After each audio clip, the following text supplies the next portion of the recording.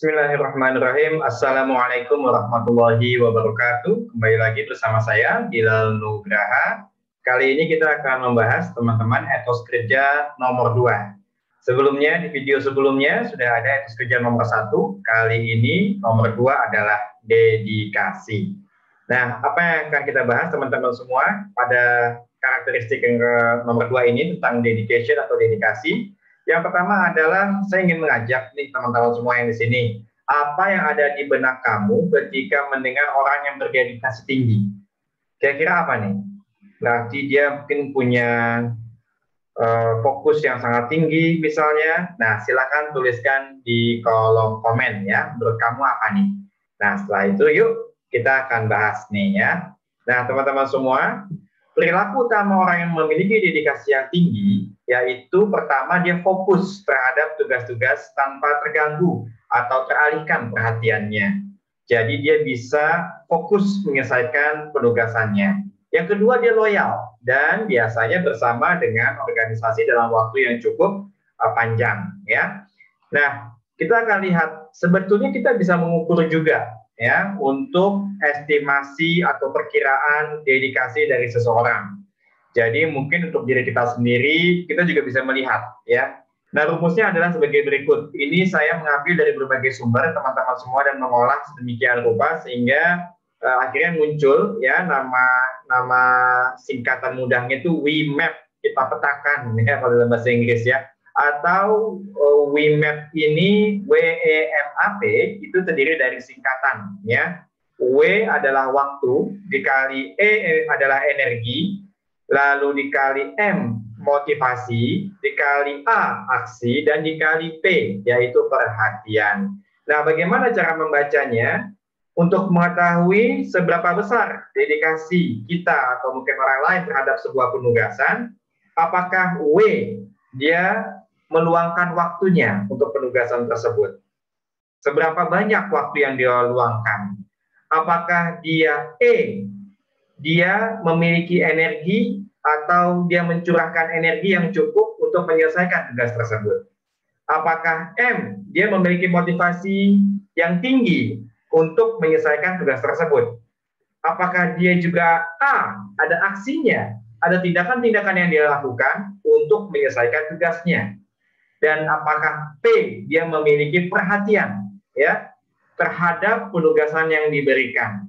Nah, apabila salah satu faktor ini adalah 0, maka dedikasi akan menjadi sangat rendah, ya, atau bisa juga 0. Misalnya, mungkin dia punya energi, mungkin dia punya motivasi, tapi dia tidak melakukan aksi, aksinya 0, maka tidak akan jadi apa-apa. Jadi dedikasinya tidak akan menghasilkan apapun. Bagaimana caranya? Mari teman-teman kita akan bahas tips untuk meningkatkan dan menjaga fokus pekerjaan. Yang pertama adalah kita perlu belajar untuk mendelegasikan tugas atau pekerjaan. Bagaimana caranya? Kita perlu menjaga fokus kita supaya fokus kita tidak beralih ya. Maka kita perlu pilih tugas atau pekerjaan yang sekiranya tidak relevan, tidak penting ya, atau mungkin bukan bagian dari kita, maka kita bisa delegasikan kepada orang lain yang lebih berhak atau lebih pantas atas tugas tersebut. Sehingga kita memiliki waktu yang cukup untuk fokus kepada tugas utama kita. Yang kedua adalah kita perlu pahami pola energi kita. Jam berapa biasanya kita energi kita sedang sangat penuh atau mungkin waktu kita sangat lelah sehingga agak kehilangan fokus gitu ya. Pahami pola kita. Yang ketiga, alokasikan waktu khusus. Kadang dengan adanya rutinitas begitu banyak yang harus kita lakukan, maka kita suka luput di dalam meluangkan waktu secara khusus dalam penyelesaian penugasan-penugasan tertentu. Maka alokasikan ya waktu khusus untuk penyelesaian tugas tersebut. Misalnya ya setiap 1 jam pertama saat kita masuk kerja atau mungkin saat weekend ya sediakan waktu khusus untuk penyelesaian tugas tersebut. Yang keempat, singkirkan distraksi atau gangguan, hal-hal yang membuat kita teralihkan dari tugas-tugas penting. Kita sedang asik bekerja, terus kita mungkin menerima telepon atau mungkin notifikasi yang kadang-kadang cukup mengganggu ya, sehingga kita kehilangan konsentrasi dalam memfokuskan diri kita terhadap pekerjaan tersebut. Yang kelima, miliki target atau tujuan. Penyelesaian tugas yang jelas. Kapan tugas ini harus diselesaikan? Yang keenam, kaji tugas-tugas yang ada. Coba kita perhatikan lagi, lihat lagi semua pekerjaan yang harus kita lakukan. Lihat kepentingannya, lihat urgensinya. Seberapa penting, seberapa urgent pekerjaan itu, atau seberapa genting ya, harus segera diselesaikan. Sehingga kita bisa tahu prioritas mana yang harus kita dahulukan. Yang ketujuh, berikan alasan kuat kenapa tugas tersebut harus diselesaikan. Inilah yang akan membangun motivasi kita. Misalnya, kalau tidak diselesaikan, maka saya tidak akan mendapatkan penghargaan. Atau mungkin tidak akan bisa ada kepuasan batin.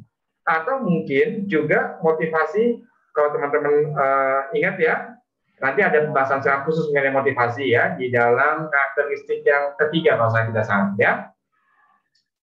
Di mana kita perlu untuk melihat kadang-kala motivasi itu karena kita khawatir atau takut akan sesuatu.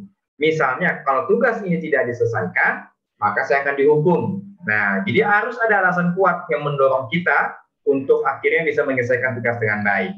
Yang kedelapan, buat daftar tugas yang akan diselesaikan. Buat listnya. Yang kesembilan, pecah tugas yang kompleks menjadi bagian-bagian kecil. Sederhananya ada sebuah pertanyaan.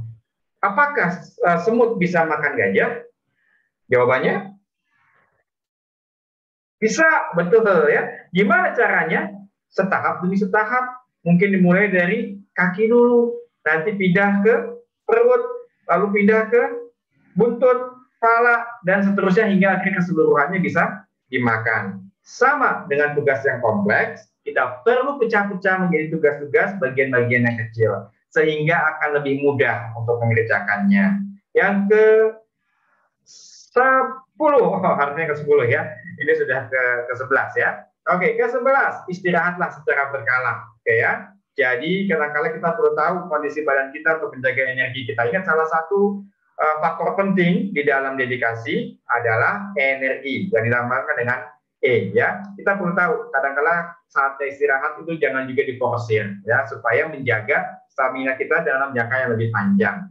Kemudian yang ke-12, konsisten di dalam menyelesaikan pekerjaan ini dan melakukan semua cara-cara ini agar kita bisa meningkatkan dan menjaga fokus pekerjaan. Nah, inilah 12 tips teman-teman semua yang bisa kita bahas pada kesempatan ini. Pertanyaannya mungkin bagaimana dengan Anda? Boleh tuliskan di kolom komentar ya, tips mana yang sekiranya paling mengena atau paling membantu kamu untuk bisa lebih fokus ke dalam pekerjaan teman-teman semua. Dan kita akhiri sesi ini dengan rangkuman ya di penghujung ini ya teman-teman ya. Jadi rumus estimasi dedikasi ini hanya untuk menggambarkan faktor-faktor penting, aspek-aspek penting di dalam bagaimana kita bisa berdedikasi dengan tinggi. WEMAP, WEMAP. Nah, sederhananya begitu ya. Jadi W waktu dikali energi, dikali motivasi, dikali aksi, dan dikali perhatian. Tipsnya ada 12 teman-teman semua ya. Satu adalah delegasikan tugas, pahami pola energi kita, sediakan waktu khusus, singkirkan distraksi, kemudian juga miliki target atau tujuan yang jelas, kaji tugas-tugas kita, lihat prioritasnya, berikan alasan khusus kenapa kita harus melakukan tugas tersebut, buat daftar tugas yang harus dikerjakan, pecah tugas-tugas yang kompleks menjadi bagian-bagian yang lebih sederhana atau lebih kecil sehingga mudah dikerjakan. Jangan lupa istirahat ya sekali-sekali secara berkala. Kemudian ini mungkin nanti baru sempat kita bahas. Hargai diri kita sendiri setelah kita menyelesaikan tugas-tugas. Ini untuk bagian dari memotivasi kita ya, dan mengembalikan energi kita agar tetap prima. Dan yang terakhir, be konsisten atau konsistenlah dengan semua langkah-langkah ini. Insya Allah apabila ini kita lakukan, maka kita akan bisa membangun etos kerja yang tinggi di dalam hal dedikasi. Mudah-mudahan sesinya bermanfaat teman-teman semua. Ya, silakan di like atau share, dukung channel ini, ada dia. Dan apabila teman-teman belum subscribe, silakan di subscribe juga ya. Dan teman-teman bisa bagikan kepada siapapun yang mungkin akan membutuhkan informasi yang ada di dalam channel ini. Mudah-mudahan sesi ini bisa memberikan inspirasi dan juga sedikit ilmu buat kita semua bisa pelajari dan bisa terapkan dalam kehidupan sehari-hari. Sekian dari saya. Assalamualaikum warahmatullahi wabarakatuh. Jangan lupa subscribe. Sampai ketemu pada video berikutnya.